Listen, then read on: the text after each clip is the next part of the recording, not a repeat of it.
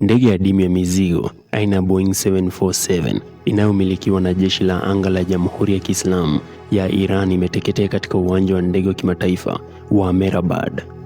Picha za moja kwa moja zilionyesha ndege hiyo ikiwa imeteketea kabisa kwa moto, huku moshi mzito ukipaa nyuma ya barabara ya kurukia ndege baada ya wimbi la hivi karibuni la mashambulizi ya Marekani na Israel dhidi ya Tehran. Mehrabad si kituo cha kijeshi kwa maana ya kawaida, ni kitovu kikuu cha safari za ndani cha Tehran kilichokuwa kinahudumia takriban abiria milioni 40 kwa mwaka kabla ya vita. Pia kwa makusudi ya kimkakati ya Iran umewekwa pamoja na vituo vya kuhifadhi makombora vya IRGC, miundo mbinu ya uzalishaji wa drone ya Quds Aerospace na kituo cha jeshi la anga la Iran kinachotumia barabara zile zile za kurukia ndege, njia za taksi na mipaka ya uwanja huo.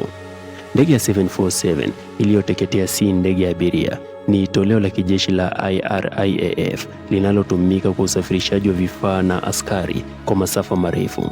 Iran ina idadi ndogo ya ndege hizi zilizorithiwa tangu enzi ya Shah na zimekuwa zikihudumiwa kwa miongo kadhaa licha ya vikwazo vya kimataifa kwa kutumia vipuri vilivyotolewa kwenye ndege nyingine.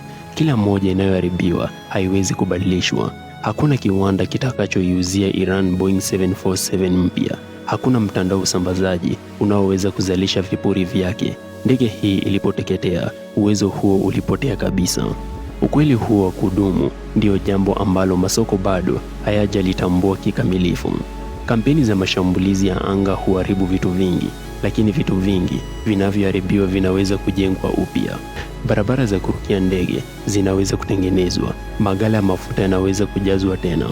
Mkakati ulinzi wa Mosaic Defense wa IRGC ulijengwa kwa kuzingatia dhana hiyo, lakini ndege za kijeshi za usafirishaji ni tofauti.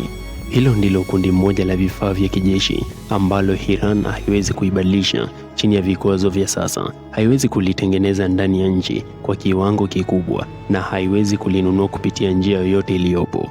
Kila ndege usafirishaji ya IRIAF inayoharibiwa Mehrabad, Isfahan, Shiraz au kupitia uwanja wote wa ndege unaotumika kwa matumizi ya kiraia na kijeshi nchini humo ni upungufu wa kudumu katika uwezo wa Iran kusafirisha watu, vifaa na amri katika eneo kubwa la nchi hiyo.